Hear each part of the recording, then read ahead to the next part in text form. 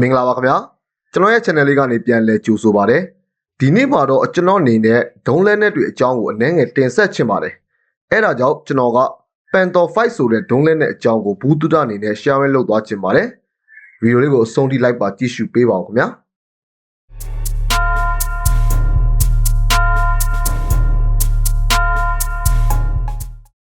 Rafael Python လို့လူသိများတဲ့ထိုဒုံးလက်နက်စနစ်ဟာဝေဟင်ကနေဝေဟင်ပစ်ဒုံးလက်နက်စနစ်တစ်ခုဖြစ်ပြီးတော့ရန်သူလေယာဉ်တွေကိုအိမ်မက်ဆိုးဖြစ်စေမဲ့လက်နက်တစ်မျိုးဖြစ်ပါတယ်။ထိုဒုံးလက်နက်ကိုအစ္စရေးနိုင်ငံရဲ့ကာကွယ်ရေးပစ္စည်းထုတ်လက်နက်စက်ရုံကနေထုတ်လုပ်ထားတာဖြစ်ပါတယ်။ထိုဒုံးလက်နက်စနစ်ရဲ့သမိုင်းကြောင်းလေးကိုနည်းငယ်တင်ဆက်ချင်ပါတယ်။1950ပြည်နှစ်မှာအစ္စရေးလေတပ်ဟာသူတို့ရဲ့ပြည်တွင်းကာကွယ်ရေးပစ္စည်းစက်ရုံတွေမှာဝေဟင်ကနေဝေဟင်ကိုပစ်တဲ့ဒုံးလက်နက်စနစ်ကိုစမ်းသပ်ထုတ်လုပ်ဖို့အတွက်အစိုးရထံတင်ပြလာခဲ့ပါတယ်။ဒါကြောင့်ပဲအစ္စရေးတွေဟာ1959ခုနှစ်မှာ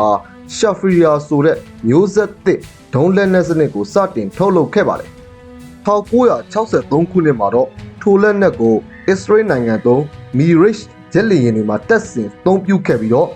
စွမ်းဆောင်ရည်တွေကောင်းမွန်မှုမရှိကြောင်းကိုအစ္စရေးလေတပ်ကနေပြောကြားခဲ့ပါတယ်။အဲ့ဒါကြောင့်ပဲ1981ခုနှစ်မှာရှာဖရီယာ2မျိုးဆက်သစ်ကိုထပ်မံထုတ်လုပ်ခဲ့ပါတယ်။ထိုရှာဖရီယာ2ဒုတိယမျိုးဆက်ကိုတော့1983မှာဖြစ်ပွားခဲ့တဲ့ရန်ကာဖူးစစ်ပွဲမှာအစ္စရေးလေတပ်ကနေအလုံး200ထိအသုံးပြုခဲ့ပြီးတော့ရန်သူလေယာဉ်ပေါင်း89စီးထိကိုပစ်ခတ်ဖျက်ဆီးနိုင်ခဲ့တယ်လို့ဆိုခဲ့ပါတယ်။ဒါကြောင့်ပဲရှာဖရီယာ2ဒုံးလက်နက်စနစ်ကိုမြောက်အမေရိကန်နိုင်ငံအများစုကသဘောကျကြပြီးတော့များစွာဝယ်ယူခဲ့ကြပါတယ်။ဒါပေမဲ့အစ္စရေးတွေက1988ခုနှစ်ပြည်နှစ်ရောက်တဲ့ချိန်မှာတော့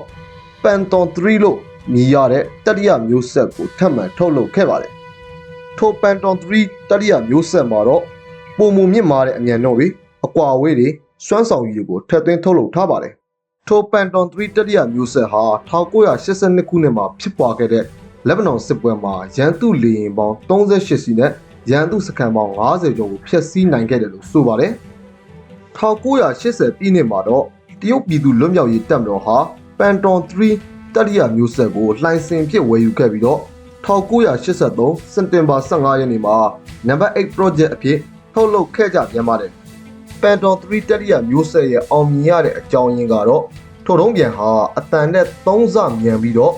ထိန်းချုပ်မှုစနစ်အနည်းဖြင့်အနီးအောက်ရောင်ခြည်သုံးစနစ်ကိုအသုံးပြုထားတာကြောင့်ပဲဖြစ်ပါတယ်။1980ပြည်နှစ်အလယ်ပိုင်းရောက်တဲ့ချိန်မှာတော့Israel တွေဟာ Python 3ကိုအခြေခံပြီးတော့ Python 4ဖြစ်ထပ်မံထုတ်လုပ်ခဲ့ကြပြီးတော့ပြစ်ခတ်မှုတွေထိန်းချုပ်မှုစနစ်တွေကိုအဆင့်မြင့်ခဲ့ကြပါတယ်။ထို့သောအဆင့်မြင့်တင်ထားတဲ့ Python 4ဒုံးလက်နက်စနစ်တွေကို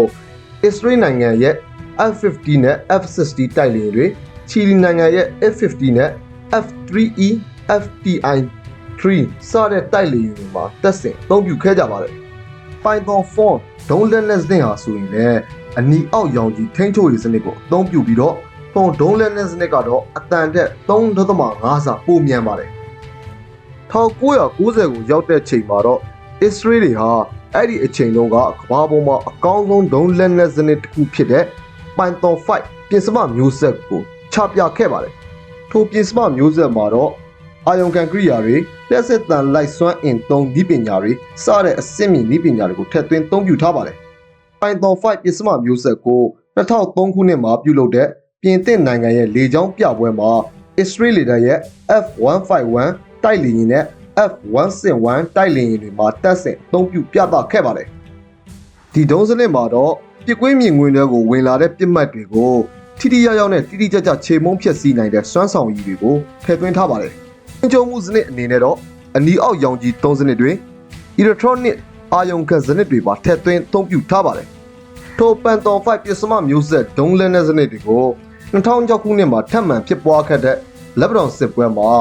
F60 တိုက်လေယာဉ်တွေမှာတပ်ဆင်အသုံးပြုခဲ့ပြီးတော့အီရတ်နိုင်ငံရဲ့မောင်းသူမဲ့လေယာဉ်2စင်းကိုပစ်ချနိုင်ခဲ့ပါတယ်။ Python 5ဒုံးလက်နက်စနစ်ရဲ့ specification လေးကိုအနည်းငယ်တင်ဆက်ခြင်းပါတယ်။ထိုဒုံးလက်နက်စနစ်ဟာအလျာ310စင်တီမီတာအချင်း16စင်တီမီတာအလေးချိန်105ကီလိုဂရမ်အလေးချိန်ရှိပါတယ်။ထိုဒုံးလက်နက်ရဲ့အသုံးပြုတဲ့စနစ်ကတော့အဆိုင်ကဲလောင်စာသုံးဒုံးလောင်ချစနစ်ဖြစ်ပြီးတော့ထိရောက်မှုအကွာအဝေးနေဖြင့်20ကီလိုမီတာမိုင်အားဖြင့်12မိုင်ရှိပါတယ်။ယခုချိန်မှာ Python 5 ဒုံးလက်နက်စနစ်ကိုအသုံးပြုနေတဲ့နိုင်ငံတွေကတော့အာဂျင်တီးနားဘိုလီးဗီးယားဘရာဇီးချီလီတရုတ်ကိုလံဘီယာအီကွေဒေါအိန္ဒိယအစ္စရေးစင်ကာပူတောင်အာဖရိကထိုင်ဝမ်နဲ့ထိုင်းနိုင်ငံတို့ပဲဖြစ်ပါတယ်။ဘာယခုတင်ဆက်ပြောပြသွားတာကတော့ Python 5ဒုံးလက်နက်စနစ်ကြောင်းကိုဘူးတူတာအနေနဲ့တင်ဆက်ပြောပြသွားတာပဲဖြစ်ပါတယ်။ဗီဒီယိုလေးကိုအဆုံးထိ like ပါကြည့်ရှုပေးတဲ့အတွက်ကျေးဇူးအများကြီးတင်ရှိပါတယ်။တာယာချမ်းမြေ့တဲ့နေတွေကိုပိုင်ဆိုင်နိုင်ကြပါသေးဗျ။